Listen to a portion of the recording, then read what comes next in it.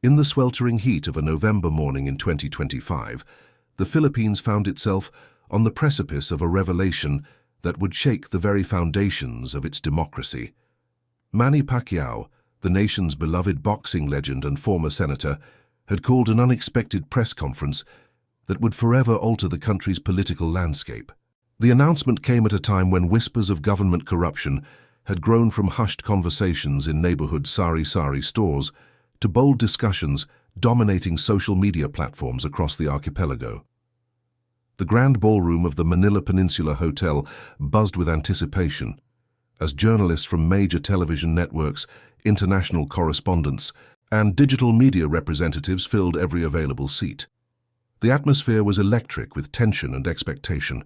For days, rumors had circulated about a major disclosure the former world champion was preparing to make, but the magnitude of what was to come remained shrouded in mystery. Pacquiao entered the room wearing a simple navy blue suit, his expression grave and determined, a stark contrast to the warm smile he typically displayed during public appearances. In his weathered hands, he carried a thick folder containing documents that would soon send shockwaves throughout the nation. As he approached the podium with measured steps, a profound silence fell over the assembled crowd. Across the Philippines, millions of citizens tuned in to witness what many sensed would be a defining moment in their country's history. In the humble neighborhoods of General Santos City, where Pacquiao had once sold cigarettes on street corners to help his family survive, residents gathered around aging television sets, their faces etched with curiosity and concern. In the bustling commercial districts of Quezon City, office workers paused their daily routines to watch live streams on their smartphones. Even in the gleaming corporate towers of Makati, high-powered executives interrupted important meetings to witness what promised to be a historic moment. The political climate in recent months had grown increasingly volatile. Reports of inflated infrastructure costs, suspicious bidding processes, and the unexplained wealth accumulation of certain public officials had dominated headlines and dinner-table conversations throughout the nation.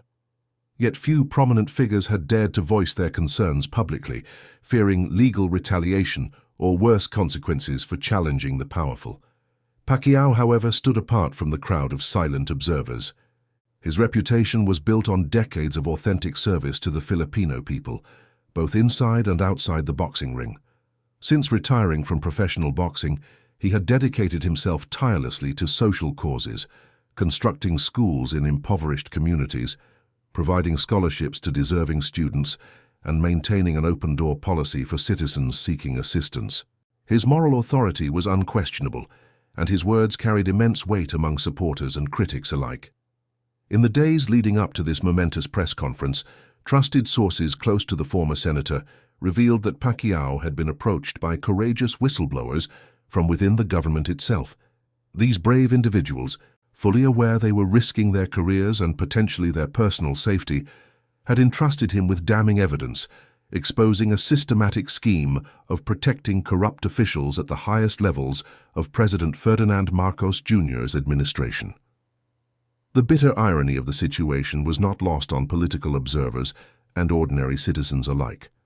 Marcos Jr., son of the former dictator Ferdinand Marcos, had ascended to the presidency on promises of transparency, accountability, and progress for the Philippines.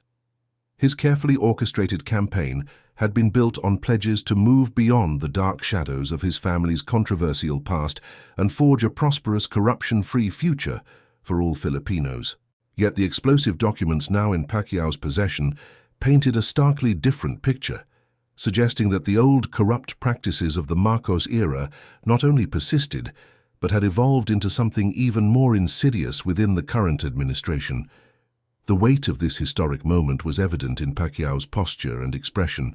He understood that his forthcoming words would not only send shockwaves throughout the nation, but also place him in direct opposition to the most powerful man in the country. The champion who had faced the world's best boxers without fear was now preparing for his most important fight, a battle for the soul of the Philippines.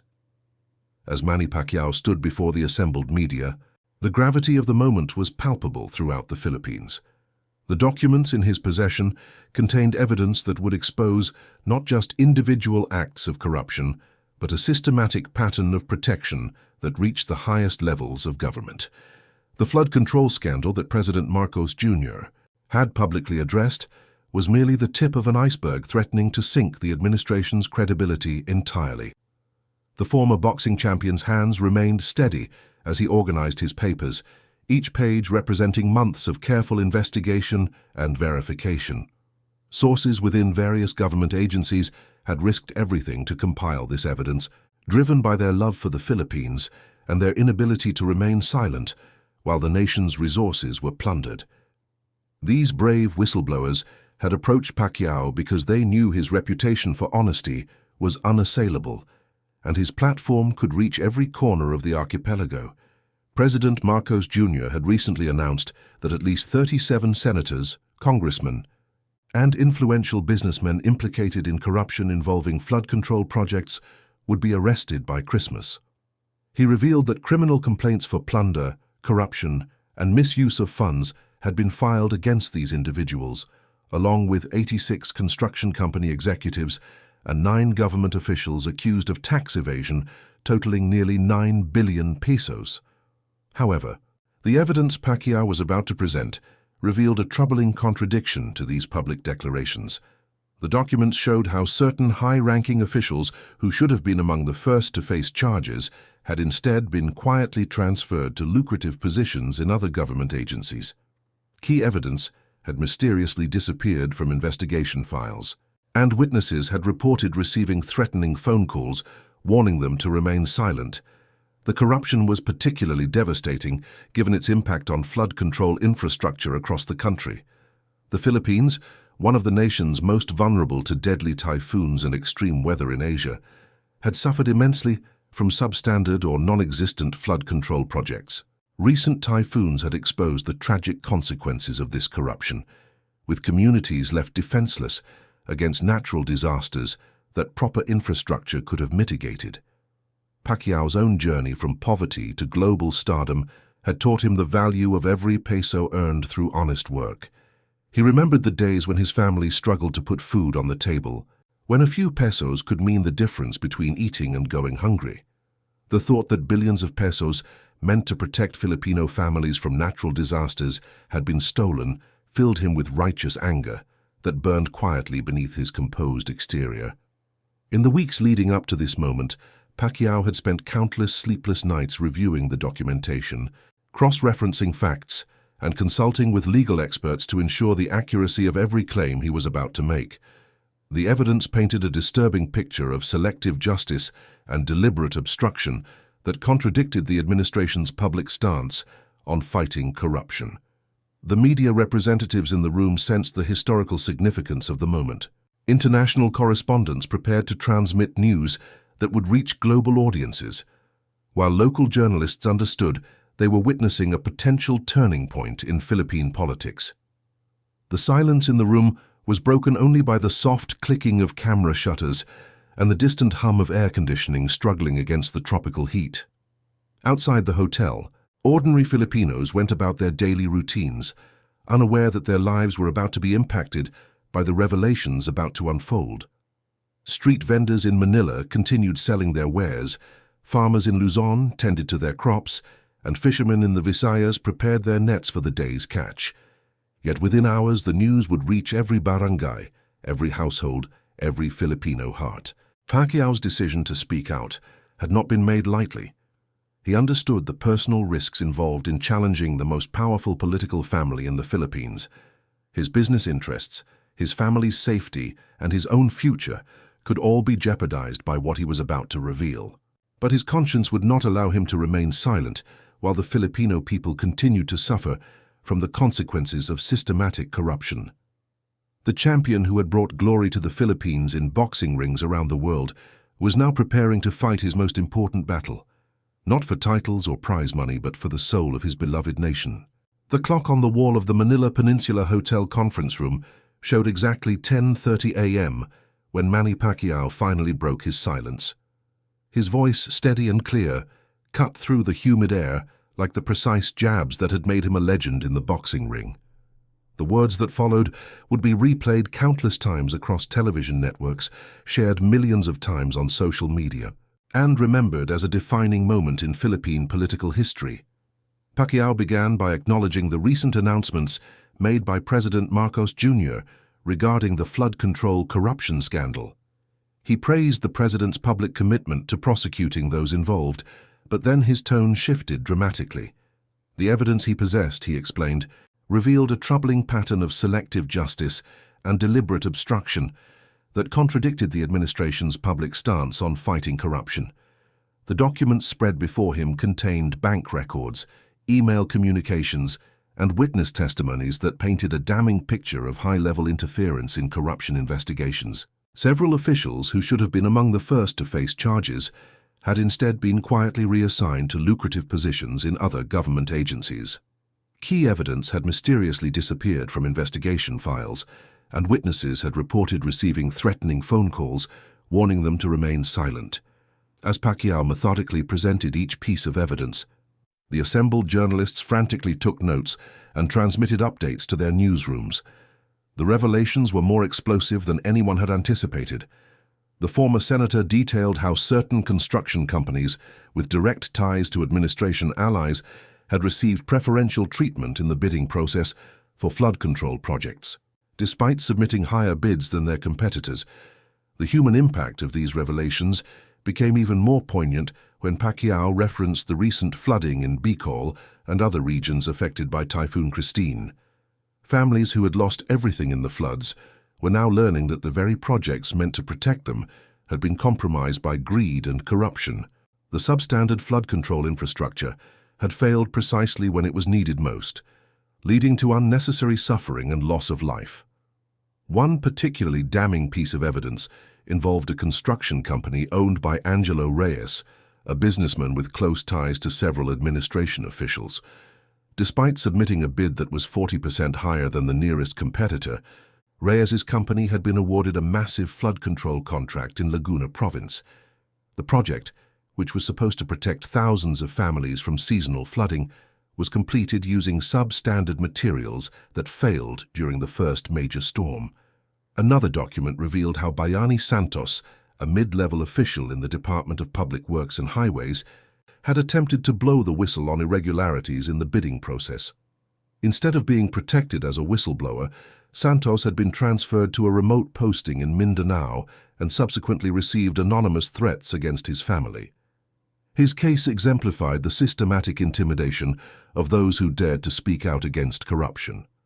Throughout his presentation, Pacquiao's voice remained controlled, but those who knew him well could detect the underlying emotion.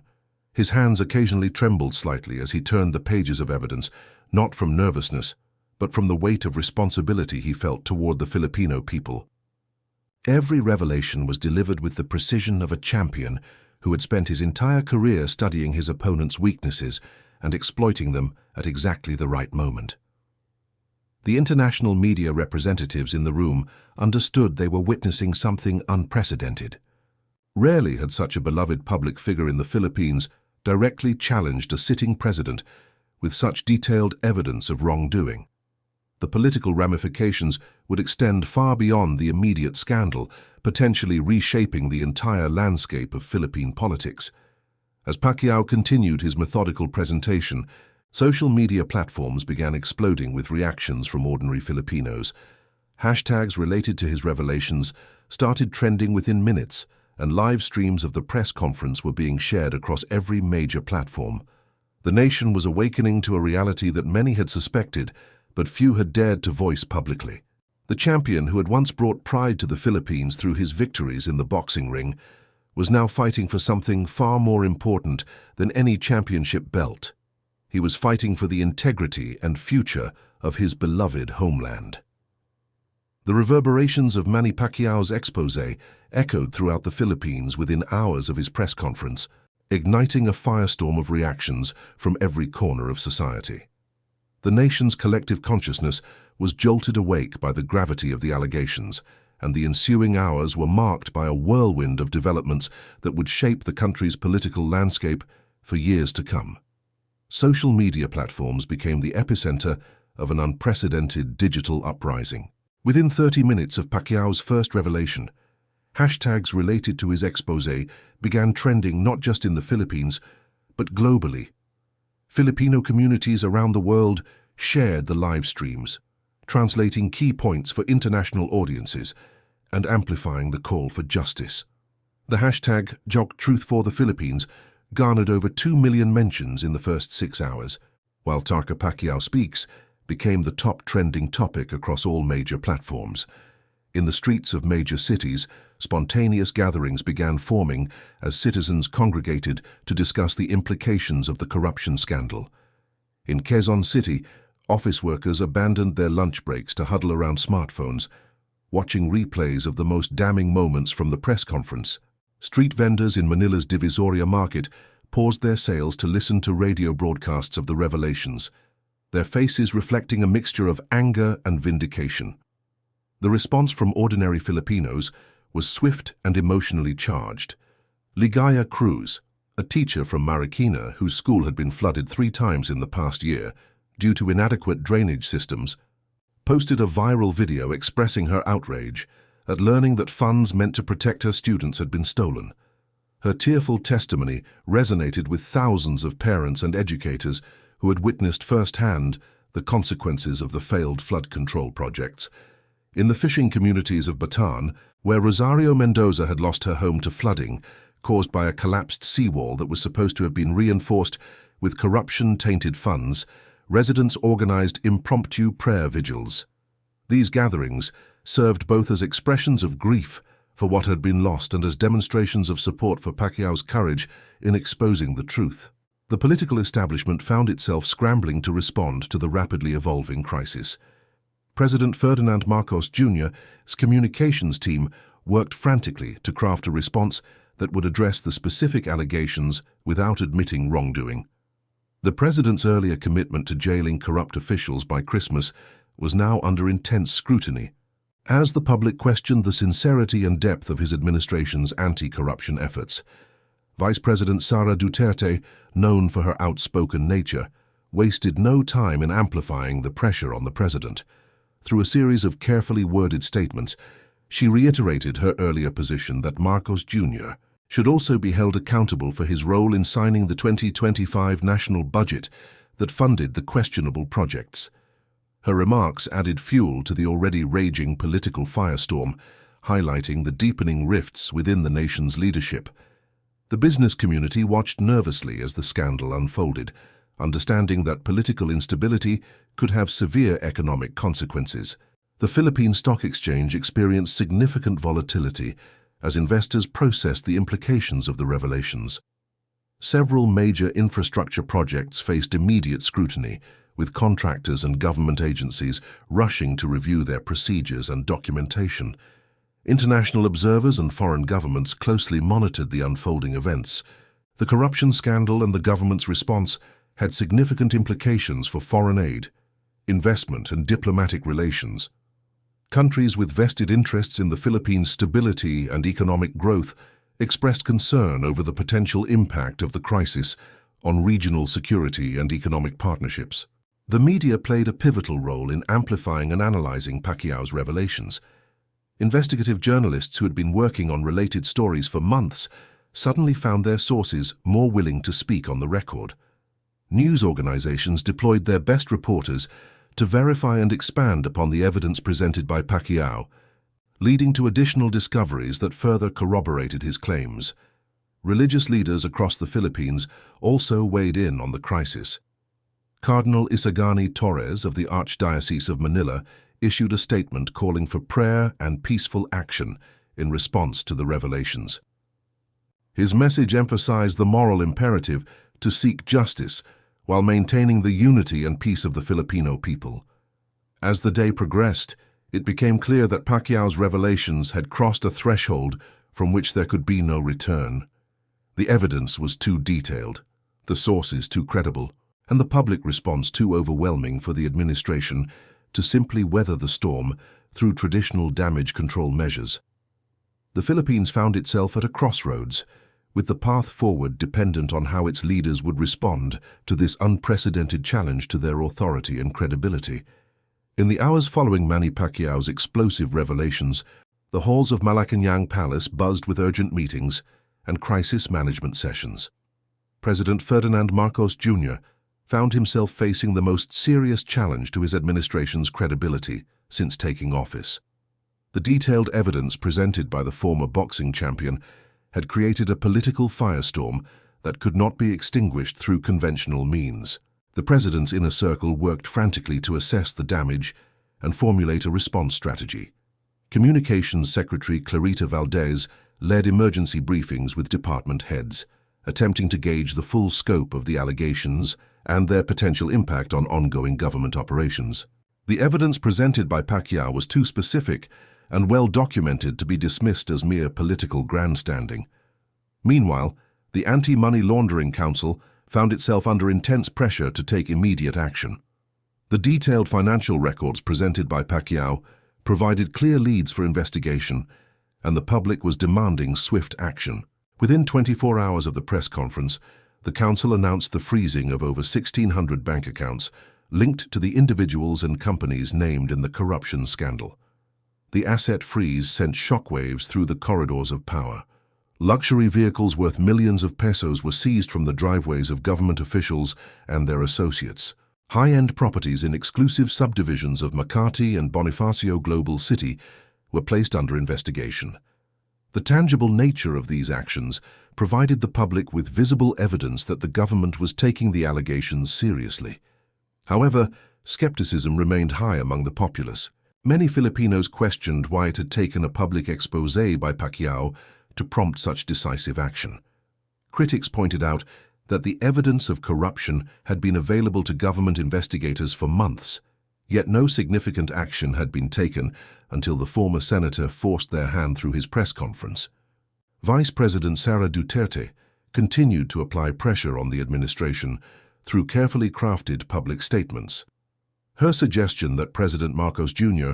should also face accountability for his role in approving the budget that enabled the corrupt projects resonated with many Filipinos who had grown weary of selective justice. Her comments highlighted the growing rift within the administration and raised questions about the unity of the government's response to the crisis. The Department of Justice found itself in a particularly difficult position. Justice Secretary General Santos announced the formation of a special task force to investigate the allegations, but critics questioned whether the department could conduct an impartial investigation of an administration it served. Calls for an independent prosecutor or international oversight grew louder as public trust in government institutions continued to erode. International pressure began mounting as well. The United States Embassy in Manila issued a carefully worded statement expressing concern about the allegations and emphasizing the importance of transparency and accountability in governance. The European Union delegation echoed similar sentiments, while regional partners in ASEAN watched nervously as political instability threatened to affect economic cooperation and security arrangements. The economic implications of the scandal became increasingly apparent as the days passed. The Philippine peso weakened against major currencies as investors expressed concern about political stability. Several major infrastructure projects faced delays as contractors and government agencies scrambled to review their procedures and ensure compliance with anti-corruption measures. In the midst of this chaos, Manny Pacquiao remained steadfast in his commitment to seeing justice served. He announced his willingness to testify before any investigative body and to provide additional evidence if needed. His continued presence in the public eye served as a constant reminder of the allegations and prevented the administration from allowing the scandal to fade from public attention. The former champion also used his platform to call for peaceful but persistent pressure on the government to take meaningful action. His appeals for unity and non-violent resistance resonated with millions of Filipinos who saw him as a moral leader capable of guiding the nation through this crisis. Religious and civil society leaders rallied behind Pacquiao's call for accountability. The Catholic Bishops' Conference of the Philippines issued a pastoral letter calling for prayer and peaceful action in response to the corruption scandal. Student organizations at major universities organized forums and peaceful demonstrations demanding transparency and justice. As the week progressed, it became clear that the administration faced a choice between meaningful reform and potential political collapse. The evidence presented by Pacquiao was too compelling to ignore and the public response too overwhelming to suppress. The government's next moves would determine not only the fate of those implicated in the scandal, but also the future direction of Philippine democracy. The nation waited with bated breath to see whether its leaders would rise to meet this challenge with integrity and accountability, or whether they would attempt to weather the storm through political maneuvering and damage control. As the second week following Manny Pacquiao's revelations began, the Philippine government found itself in an increasingly precarious position. The initial shock of the exposé had given way to sustained public pressure and mounting evidence that made denial or deflection impossible. The administration's attempts at damage control were failing, and cracks in the government's unity became more apparent with each passing day. The Anti-Money Laundering Council's investigation had expanded beyond the initial asset freezes. Teams of forensic accountants worked around the clock to trace the flow of funds through a complex web of shell companies and offshore accounts. The scope of the corruption was proving to be even more extensive than Pacquiao's initial revelations had suggested, with preliminary estimates indicating that over 15 billion pesos in public funds had been misappropriated. The seized assets painted a stark picture of the lifestyle enjoyed by corrupt officials, while ordinary Filipinos struggled with the consequences of failed infrastructure projects. Luxury vehicles including Ferraris, Lamborghinis, and custom-modified SUVs were displayed in government impound lots, their combined value exceeding the annual budget of several small municipalities. High-end properties in exclusive enclaves revealed the extent to which public servants had enriched themselves at the expense of the people they were meant to serve. President Marcos Jr. faced increasing pressure from within his own political party. Several prominent senators and congressmen who had initially supported the administration began distancing themselves from the scandal. Senator Amihan Rodriguez, a longtime ally of the president, publicly called for a thorough investigation and accountability for all those involved, regardless of their political affiliations. The president's approval ratings, which had remained relatively stable throughout his first years in office, began showing significant decline in independent polling. The Filipino people's trust in government institutions, already fragile due to historical experiences with corruption, reached new lows as the full extent of the scandal became apparent. International pressure continued to mount as well. The World Bank announced a review of all ongoing projects in the Philippines, while the Asian Development Bank suspended approval of new infrastructure loans pending the outcome of corruption investigations. These actions had immediate economic implications, as several major development projects faced funding shortfalls and potential cancellation. Foreign investors, already cautious about political stability in the region, began reassessing their commitments to Philippine markets. The country's credit rating came under review by major agencies, with analysts expressing concern about governance issues and their potential impact on economic growth and debt servicing capacity. In this environment of growing crisis, Manny Pacquiao emerged as an even more prominent voice for accountability and reform. His continued public appearances and statements kept the scandal in the headlines and prevented the administration from controlling the narrative.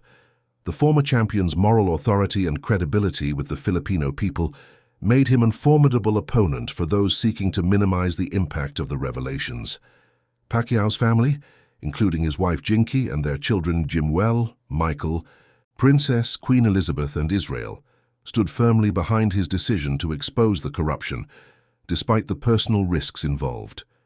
Their united front demonstrated the depth of commitment to justice that motivated Pacquiao's actions and resonated with Filipino families who valued integrity and moral courage. The media played a crucial role in maintaining pressure on the government and uncovering additional evidence of wrongdoing. Investigative journalists, emboldened by Pacquiao's example and the public's appetite for truth, pursued leads that had previously been considered too dangerous to explore. Their reporting revealed additional instances of corruption and cover-ups that further undermined the administration's credibility. Civil society organizations mobilized to support calls for accountability and reform.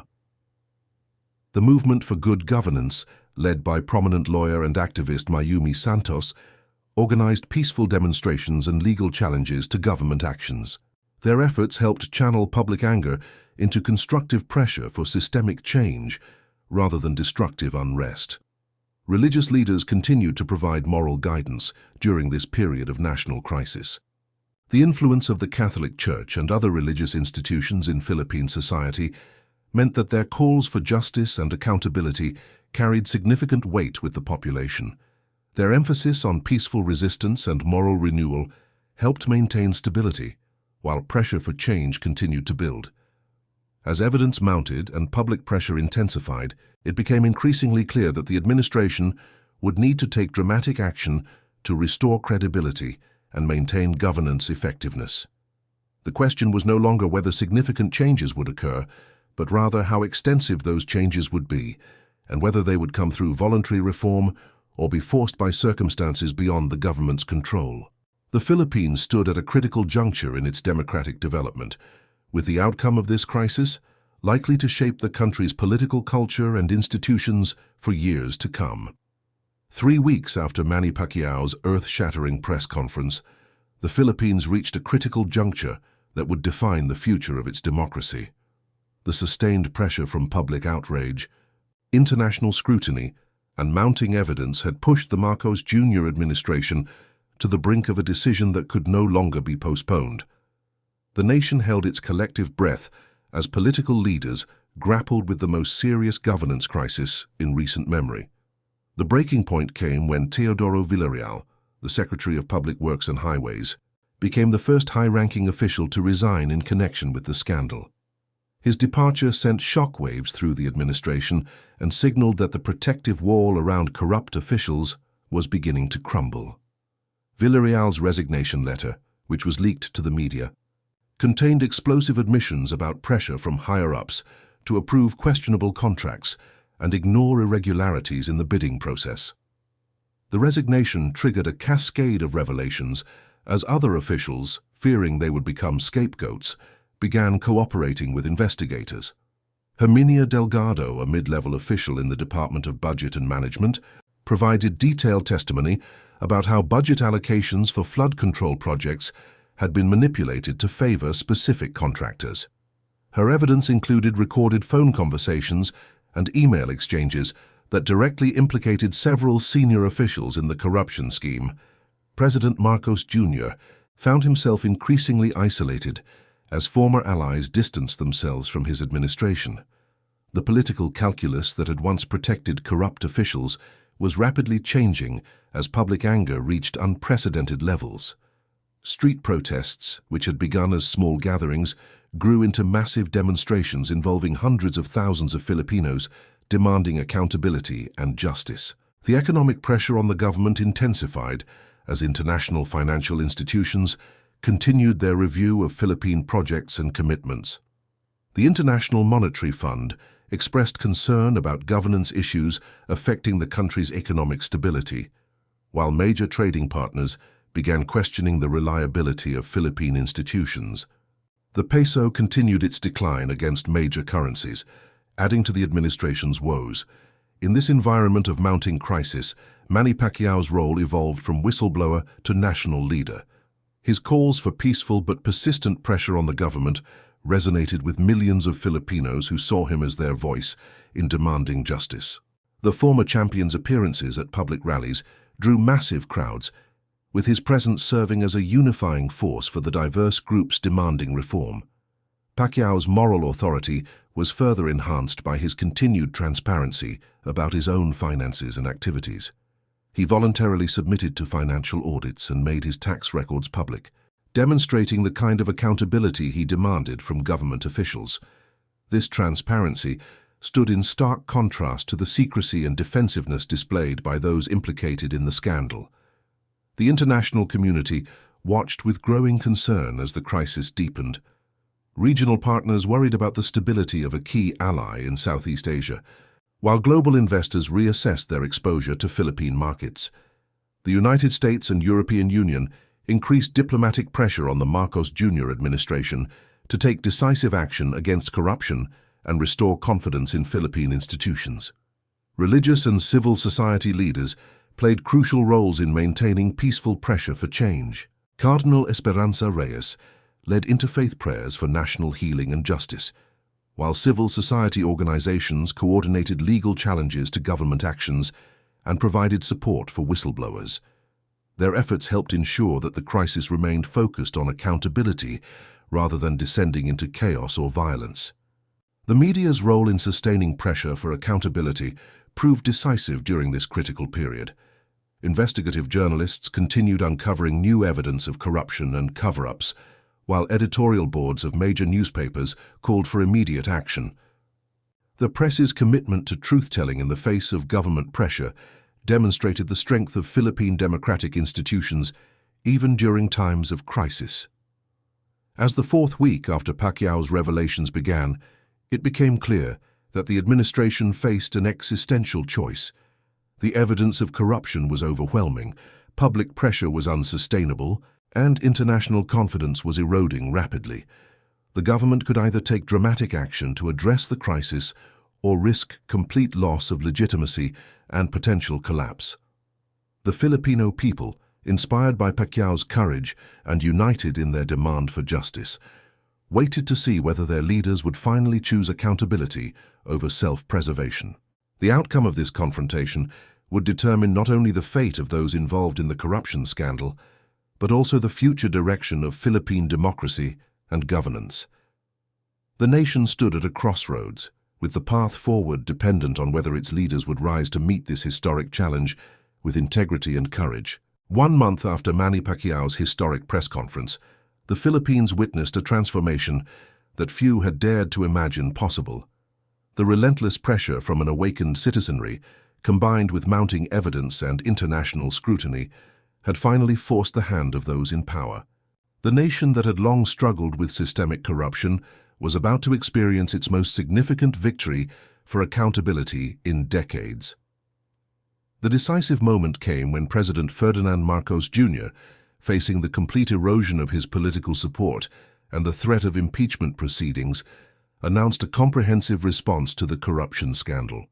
In a nationally televised address, he accepted the resignation of 12 cabinet members and senior officials implicated in the flood control corruption scheme. More importantly, he announced the establishment of an independent anti-corruption commission with prosecutorial powers, to be headed by respected former Supreme Court Justice Conchita Morales. The announcement sent shockwaves through the political establishment, but was met with cautious optimism by the Filipino people. For the first time in recent memory, a sitting president had taken decisive action against corruption within his own administration, rather than attempting to protect those involved. The move represented a dramatic shift in Philippine political culture and demonstrated the power of sustained public pressure for accountability. The Anti-Money Laundering Council's final report revealed the staggering scope of the corruption scheme. Over 18 billion pesos in public funds had been misappropriated through fraudulent contracts, inflated costs, and kickback arrangements. The recovered assets, including luxury properties, vehicles, and frozen bank accounts, would be used to fund legitimate flood control projects and provide compensation to communities affected by the failed infrastructure. Manny Pacquiao's role in catalyzing this transformation was universally acknowledged. The former boxing champion had risked his reputation, safety, and business interest to expose the truth, and his courage had inspired millions of Filipinos to demand better from their leaders. His transformation from sports icon to champion of justice was complete, with many considering his exposé of corruption to be his greatest victory. The international community responded positively to the Philippine government's actions. The World Bank and Asian Development Bank resumed their infrastructure lending programs, while foreign investors began showing renewed interest in Philippine markets. The country's credit rating was upgraded by major agencies, reflecting improved confidence in governance and institutional integrity. The legal proceedings that followed were swift and comprehensive. Within 6 months, over 40 individuals, including former cabinet members, congressmen, and business executives, were convicted of corruption-related charges. The trials were conducted transparently, with live broadcasts allowing the Filipino people to witness justice being served. The convictions sent a clear message that corruption would no longer be tolerated at any level of government. The impact on Philippine society was profound and lasting. The success of the anti-corruption campaign inspired similar efforts in other sectors, with citizens becoming more vigilant about government accountability and more willing to report irregularities. Civil society organizations flourished, providing ongoing oversight of government activities and supporting whistleblowers who exposed wrongdoing. Educational institutions incorporated lessons about civic responsibility and ethical governance into their curricula, ensuring that future generations would be better equipped to prevent corruption and demand accountability from their leaders. The transformation extended beyond government to business and civil society, creating a culture of transparency and integrity that had long been absent from Philippine public life. Manny Pacquiao's legacy was forever changed by his decision to speak truth to power. While his boxing achievements had brought glory to the Philippines, his fight against corruption had given the country something far more valuable: hope for a better future and proof that change was possible when citizens united behind a common cause. The flood control projects that had been compromised by corruption were rebuilt using proper materials and oversight mechanisms. Communities that had suffered from inadequate infrastructure finally received the protection they deserved, with new systems successfully withstanding subsequent typhoons and storms. The human cost of corruption was finally being addressed through genuine reform and accountability. As the Philippines moved forward from this historic crisis, the lessons learned became embedded in the nation's collective memory. The power of truth, the importance of moral courage, and the effectiveness of sustained public pressure for accountability became part of the country's democratic DNA. Future leaders would govern knowing that the Filipino people had the power and will to demand justice when their trust was betrayed. The champion who had once brought pride to the Philippines through his victories in boxing rings around the world had achieved his greatest triumph outside the ring. Manny Pacquiao had helped his beloved country reclaim its integrity and build a foundation for a more just and accountable future. The fight against corruption had been won, but the vigilance required to maintain that victory would continue for generations to come.